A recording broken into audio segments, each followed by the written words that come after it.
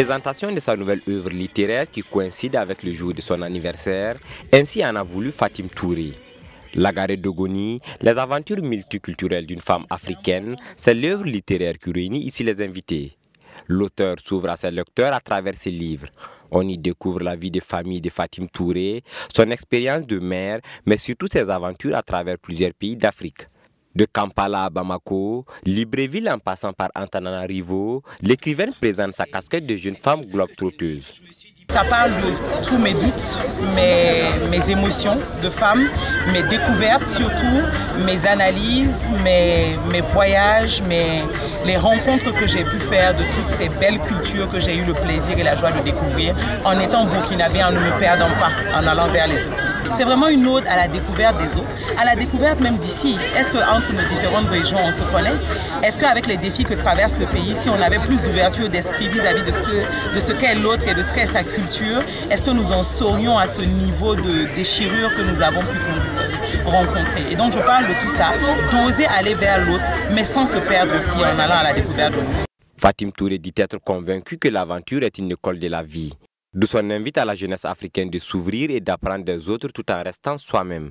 Lagaré Dogoni, les aventures multiculturelles d'une femme africaine, est donc pour elle une occasion de présenter le quotidien d'une femme africaine qui va à la rencontre de l'inconnu, mais surtout qui fait montre d'une grande capacité d'adaptation et de résilience. J'ai remarqué que les Africains parlent peu de leur quotidienneté.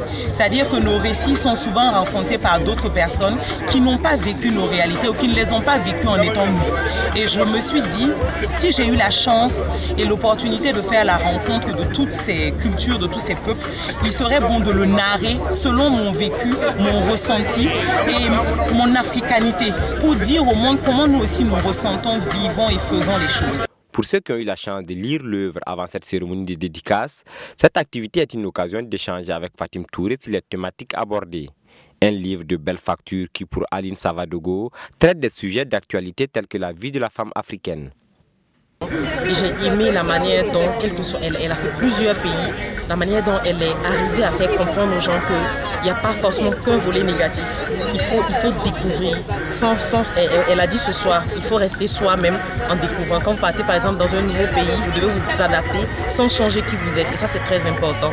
Donc le thème qui m'a le plus captivé dans son livre, c'est le thème sur l'expatriation. Ça, c'est très important. Pour Fatim Touré, Lagaré Dogoni, les aventures multiculturelles d'une femme africaine, est une invite aux autres à raconter leur histoire. Après la sortie de cet ouvrage, elle entend raconter le vécu d'autres personnes. L'objectif pour l'écrivaine est de devenir biographe pour parler du travail abattu par ses contemporains. Et elle me dit, Fatim, tout ce que t'as dit ton père et moi, c'est ce que nous souhaitons pour toi.